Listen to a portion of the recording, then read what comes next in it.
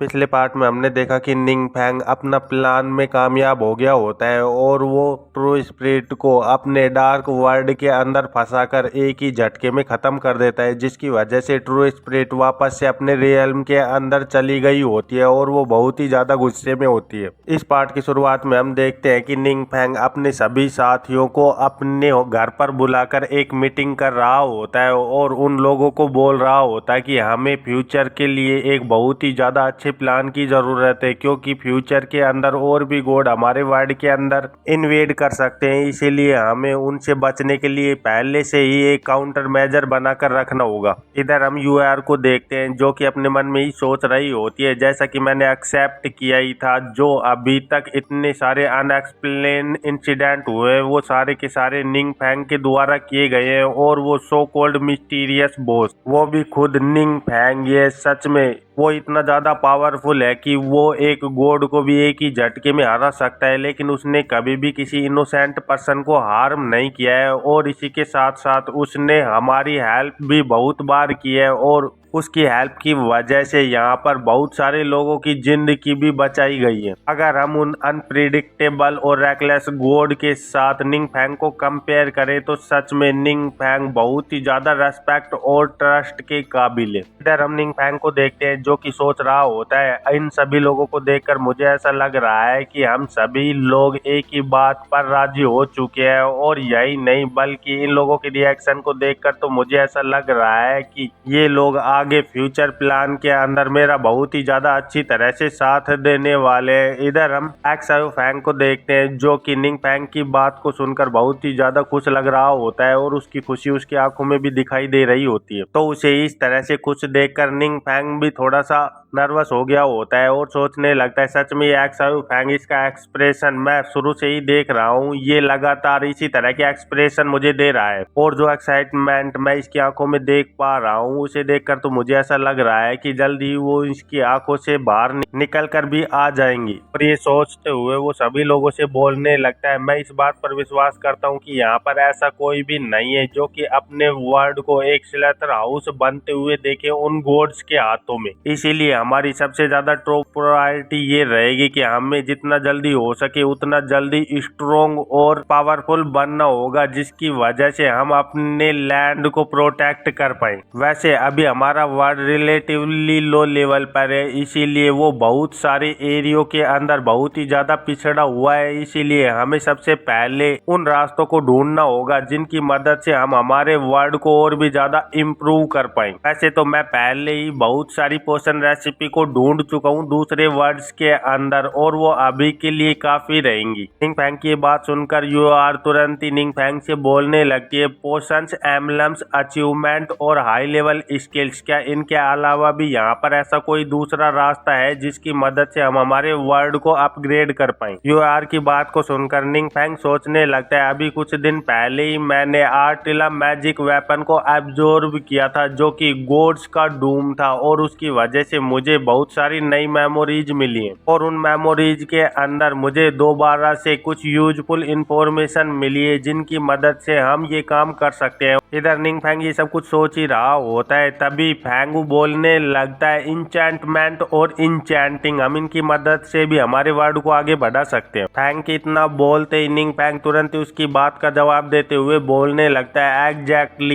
ये दो रास्ते हमारे इक्विपमेंट को इम्प्रूव करने में बहुत ही ज्यादा हेल्प कर सकते हैं। इंचेंटमेंट की मदद से हम हमारे इक्विपमेंट के एट्रीब्यूट के बेस पॉइंट को बहुत ही ज्यादा बूस्ट कर सकते हैं और इंचेंटिंग की मदद से हम हमारे इक्विपमेंट के ऊपर स्पेशल एट्रीब्यूट और इफेक्ट डाल सकते हैं। निंग फैंग की बात को सुनते हुए गिल्ड लीडर अपने मन में ही सोचने लगता है, हमारे इक्विपमेंट हमेशा से ही हमारे लिए मैटर बने हुए हैं क्योंकि हमें सिर्फ वही इक्विपमेंट मिलते हैं जो कि ड्रॉप्स के अंदर आते हैं, इसीलिए हमारी चॉइस की फ्लेक्सिबिलिटी बहुत ही ज्यादा लैक करती है और कुछ स्पेशल प्रोफेशनल्स के लिए हमें बहुत ही ज्यादा हार्ड होता है उनके लिए फिट इक्विपमेंट को ढूंढना। और जैसा कि निंग फैंग बोल रहा है, अगर हम इक्विपमेंट को अपनी मनमर्जी से मॉडिफाई कर पाए और उनको पेयर कर पाए टैक्टिकल एक्यूरेट साइंस की मदद से, तो सच में ये टेक्निक बहुत ही ज्यादा पावरफुल होने वाली है कॉम्बैट के अंदर। तो निंग फैंग बोलने लगता है, लेकिन यहाँ पर एक बहुत ही ज्यादा बड़ी प्रॉब्लम है क्योंकि इंचेंटमेंट और इंचेंटिंग के लिए हमें बहुत ही ज़्यादा स्पेशल मटेरियल की ज़रूरत पड़ेगी, जैसे कि माउंटेन कॉपर, मिथिरल और एडमेंटिन, जो कि सच में बहुत ही ज़्यादा रेयर होते हैं। निंगफैंग की ये बात सुनते ही एक्स वॉरियर और फैंग दोनों एक दूसरे की ओर देखने लगते हैं और सोचने लगते हैं ये मटेरियल हमने तो कभी इनके नाम भी नहीं सुने हैं, फिर आखिरकार हम इन मटेरियल्स को कहां से लेकर आएंगे। तो निंगफैंग अपनी बात को पूरी करते हुए कहने लगता है, और यहाँ पर सबसे बड़ा इशू ये है कि ये मटेरियल्स हमारे लिए कम्प्लीटली अनफेमिलियर है, इसलिए हम इनको सिर्फ सीक्रेट रेल्म्स के अंदर ही सर्च कर सकते हैं और उनके अलावा ये मटेरियल्स हमें कहीं पर भी नहीं मिलेंगे। इसीलिए मुझे इस बात का डर है कि हमें इन्हें ढूंढना बहुत ही ज्यादा मुश्किल होने वाला है, और सच में इसकी वजह से हमारे पावरफुल बनने के अंदर बहुत बड़ा रोड़ा पड़ सकता है। और तभी गिल्ड लीडर के मोबाइल के ऊपर किसी का कॉल आने लगता है, तो वो तुरंत ही अपनी जगह से खड़े होते हुए बोलने लगता है, सॉरी लेकिन मुझे इस कॉल को लेना ही होगा। और ये बोलते हुए वो तुरंत ही कमरे के एक कोने की ओर जाकर अपने फोन पर बातें करने लगता है। तो यूआर बोलने लगती है, क्या ये मटेरियल्स मेटालिक मिनरल्स हैं? आखिरकार ये दिखने में किस तरह के दिखाई देते हैं? हमें तो इनके बारे में इतना भी नहीं पता है कि आखिरकार ये दिखते कैसे हैं, तो फिर अगर हम इन्हें ढूंढ भी लेंगे तो पहचानेंगे कैसे? इधर हम गिल्ड लीडर को देखते हैं जो कि अपने फोन पर बातें सुनते हुए बहुत ही ज्यादा सीरियस दिखाई दे रहा होता है और फोन पर बोलने लगता है, ऑल राइट, मैं अभी के अभी उस जगह पर पहुंचता हूं। और ये बोलते हुए वो तुरंत ही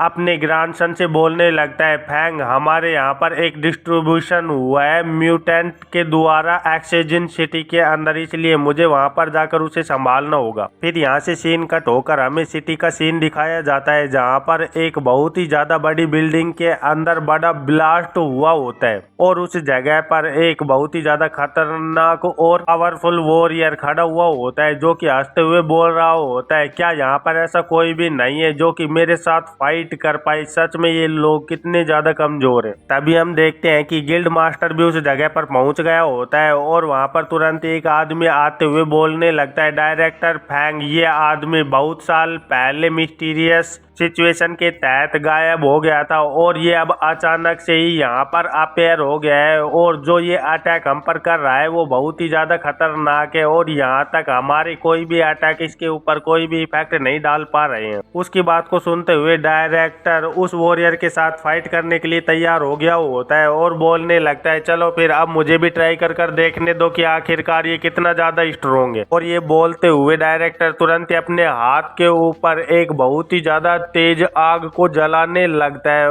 जिसकी वजह से उसकी आंखों के अंदर भी लाल चमक आ गई होती है और फिर वो एक ही झटके के अंदर अपने अटैक को आगे की ओर कर देता है और वो अटैक सीधे जाकर उस वॉरियर को जाकर लगता है, लेकिन उस वॉरियर को उस आग की वजह से कोई भी नुकसान नहीं हुआ होता और वो अपनी जगह पर ही खड़ा हुआ होता है, जिसे देखकर डायरेक्टर भी शॉक हो गया होता है और उसे देखकर चिल्लाते हुए बोलने लगता है, आखिरकार ऐसा कैसे हो सकता है? मेरे अटैक की वजह से इसके ऊपर एक खरोच भी नहीं आई है। तभी वो सामने खड़ा हुआ वॉरियर हंसते हुए बोलने लगता है, ओ डियर, अब मुझे ऐसा लग रहा है कि सीनियर फैंग का मैजिक भी मुझ पर कोई भी असर नहीं डाल सकता है। सच में तुम लोग कितने ज्यादा कमजोर हो। ये सुनते ही डायरेक्टर तुरंत ही अपनी आग को एक ड्रैगन का रूप देते हुए वापस से अटैक करने के लिए पूरी तरह से तैयार हो गए होते हैं। उस ड्रैगन को देखते हुए वो दूसरा वॉरियर हंसते हुए बोलने लगता है, मैंने तुझे पहले ही कहा है कि ये सब कुछ यूजलेस है, इसीलिए तुम्हें अपने एफर्ट को इस तरह से वेस्ट नहीं करना चाहिए, क्योंकि इसकी वजह से तेरे साथ साथ मेरा भी टाइम वेस्ट हो रहा है। तुझे शायद अभी तक इस बात का नहीं पता है, लेकिन मैं तुझे इस बात को बता दूं कि मेरे आर्मर को मिथिरल द्वारा इंचेंटेड किया गया है। क्या तुझे इस बारे में पता भी है कि मिथिरल आखिरकार चीज क्या होती है? मिथिरल एक इतना ज्यादा स्पेशल मेटल होता है जो कि मैजिक के लिए बहुत ही ज्यादा एक्सीलेंट रेजिस्टेंस रखता है, जिसकी वजह से मुझ पर अब कोई भी मैजिक कोई भी असर नहीं डालने वाला है।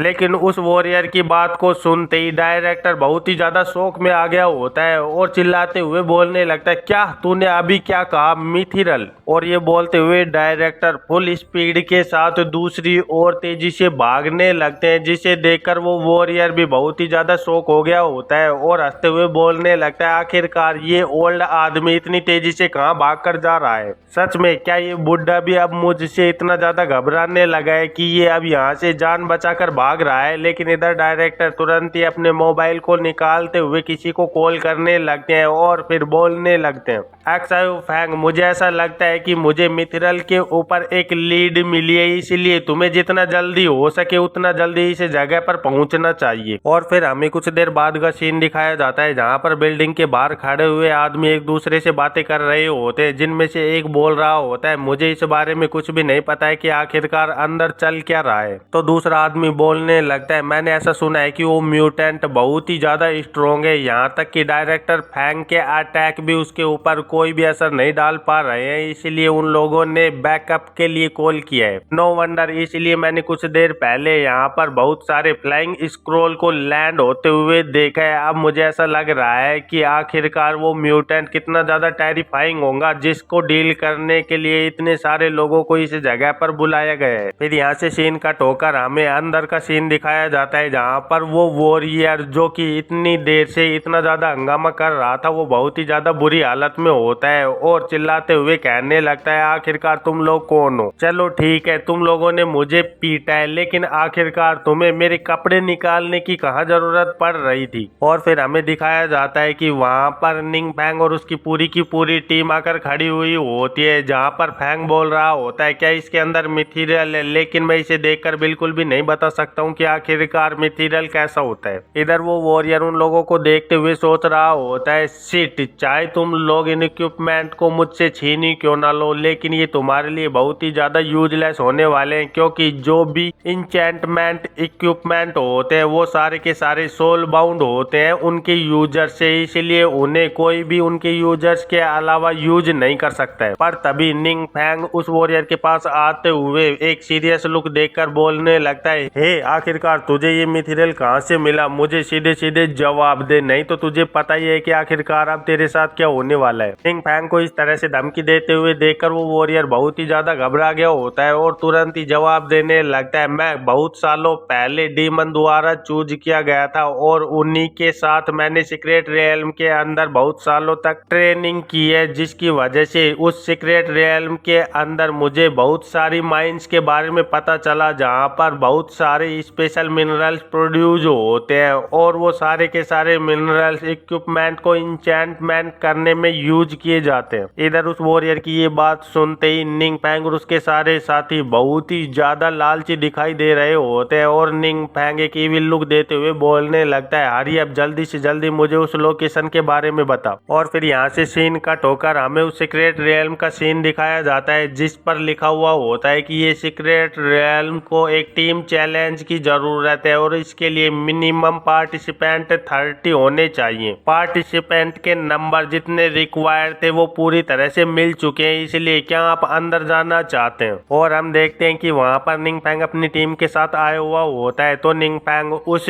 नोटिफिकेशन को देखते हुए बोलने लगता है, मैंने बिल्कुल भी इस बात को एक्सेप्ट नहीं किया था कि ये एक लार्ज स्केल सीक्रेट रियल्म होने वाला है जो कि 30 पीपल के लिए होगा। निंग फैंग की बात का जवाब देते हुए डायरेक्टर बोलने लगता है, इस तरह के सीक्रेट रियल्म बहुत ही ज्यादा हाई डिफिकल्टी के होते हैं और उनको हराने के लिए बहुत ही ज्यादा स्ट्रेंथ की जरूरत होगी, क्योंकि इस सीक्रेट रियल्म के एनिमी भी बहुत ही ज्यादा पावरफुल होने वाले हैं। इसीलिए सबसे ज्यादा सही बात यही रहेगी कि हम सभी लोग एक साथ में एक्ट करें, अंदर जाकर अलग अलग ना हो जाएं। और उस वॉरियर के हिसाब से इस सीक्रेट रियल्म के अंदर के मॉन्स्टर बहुत ही ज्यादा खतरनाक है, जो कि मेनली ऑर्क्स हैं और वो सारे के सारे 5 ट्राइब्स के अंदर डिवाइड हुए हैं और उनका कॉमन लीडर एक बहुत ही ज्यादा बड़े ट्राइब के अंदर रहता है, इसीलिए उन्हें हराना और भी ज्यादा खतरनाक होने वाला है, जिसके लिए हमें सारी की सारी तैयारियां पूरी कर रखनी चाहिए, क्योंकि हम उनके कॉमन लीडर को हराने के बाद ही इस पूरे के पूरे सीक्रेट रियल्म को अपने कंट्रोल के अंदर ले सकते हैं।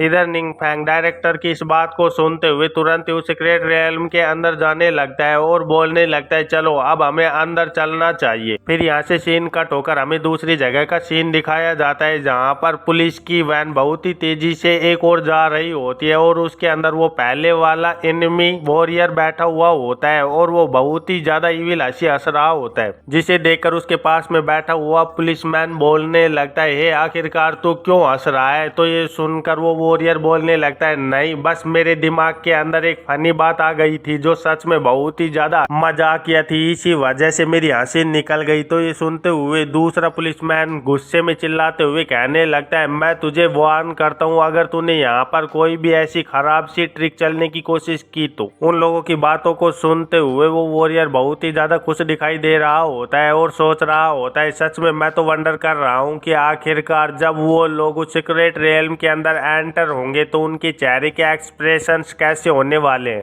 आफ्टर ऑल उन लोगों को अभी तक इस बारे में नहीं पता है कि जिस जगह पर वो लोग जा रहे हैं वो मौत का दरवाजा है और उस जगह से कोई भी बचकर बाहर नहीं निकल सकता है। फिर यहाँ से सीन कट होकर हमें उस सीक्रेट रियल्म के अंदर का सीन दिखाया जाता है जहाँ पर एक बहुत ही ज्यादा बड़े सिंहासन के सामने एक बहुत बड़े बैरियर के अंदर कुछ लोग मौजूद होते हैं और वहाँ का माहौल बहुत ही ज्यादा ईविल दिखाई दे रहा होता है, जिसे देखकर वहाँ के ऑर्क वॉरियर बहुत ही ज्यादा खुश लग रहे होते हैं और चिल्लाते हुए अपनी खुशी को जाहिर कर रहे होते हैं। तब हमें पता चलता है कि उस बहुत बड़े बैरियर के अंदर निंग फैंग और उसकी टीम खड़ी हुई होती है। तभी वहाँ पर सामने एक नोटिफिकेशन अपीयर होता है, द ब्लडथर्स्टी कोलोसम। इस जगह पर जो लास्ट तक खड़ा रहेगा वही सबसे ज्यादा स्ट्रोंग होगा, इसीलिए तुम्हारे दिल भरने तक तुम यहाँ पर मार काट कर सकते हो और इस केज के अंदर जितने भी बीस्ट ट्रैप्ड है उन सभी को खत्म कर सकते हो। उस नोटिफिकेशन को पढ़ते हुए एक्स वॉरियर बहुत ही ज्यादा हैरान दिखाई दे रहा होता है और बोलने लगता है, आखिरकार ये क्या चीज है, क्या इसका ये मतलब है कि ये लोग चाहते हैं कि हम एक दूसरे को खत्म कर दें। इधर यू आर तुरंत उनकी बात को सुनते हुए अपने हथियारों को अपने हाथ में ले लेती है और कहने लगती है, हमें सबसे पहले इस बैरियर को तोड़ने की कोशिश करनी चाहिए। तो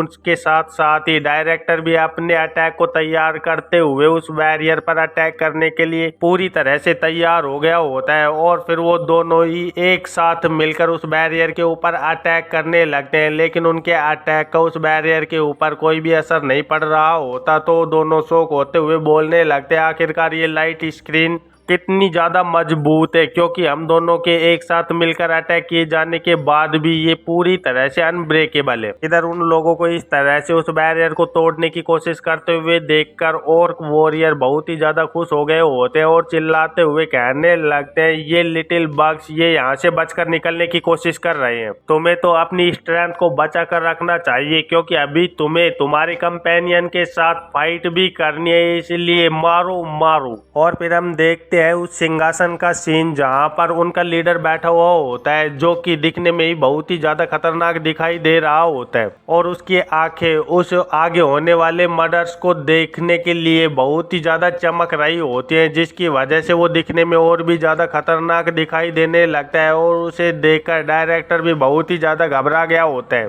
और बोलने लगता है, क्या अब हमारे पास और कोई दूसरा रास्ता नहीं है, क्या हमें अपने ही लोगों के साथ फाइट करनी होगी। तभी वहां पर दूसरा नोटिफिकेशन अपीयर होता है, इस कोलोसम के अंदर कोई भी कंपेनियन नहीं है, यहाँ पर सिर्फ मॉर्टल एनिमीज है और बैटल काउंटडाउन शुरू हो रहा है 5 पर। तभी हम देखते हैं कि निंग फैंग तुरंत ही अपने अटैक को तैयार करते हुए कहने लगता है, पहले मुझे इसे ट्राई कर देखने दो। और ये बोलते हुए वो तुरंत ही एक अटैक उस बैरियर के ऊपर कर देता है, जिसकी वजह से वो बैरियर कांच की तरह टूटकर बिखरने लगता है और उस बैरियर को इस तरह से टूटते हुए देखकर ऑर्क वॉरियर भी बहुत ही ज्यादा शौक में चले गए होते हैं और चिल्लाते हुए कहने लगते हैं, क्या लाइट स्क्रीन एक्चुअली टूट गई, आखिरकार ऐसा कैसे हो सकता है। लेकिन इधर निंग फैंग बहुत ही ज्यादा सीरियस हो गया होता है और एक इविल स्माइल देते हुए बोलने लगता है, तुम सभी लोग तुम अभी यहाँ से बाहर जा सकते हो, मुझे अब यहाँ पर अपने काम को शुरू करना होगा।